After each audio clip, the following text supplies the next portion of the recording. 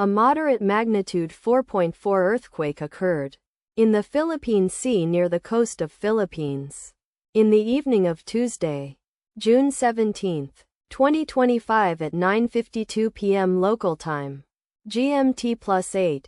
The quake had a very shallow depth of 19 kilometers, 12 miles, and was not felt, or at least not reported so. First to report, EMSC after 15 minutes.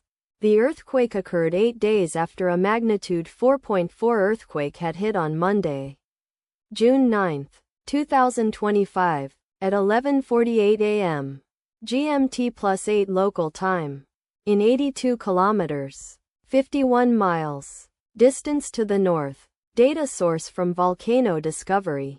Did you feel it? Let us pray. May the earthquake that occurred not affect our brothers and sisters there.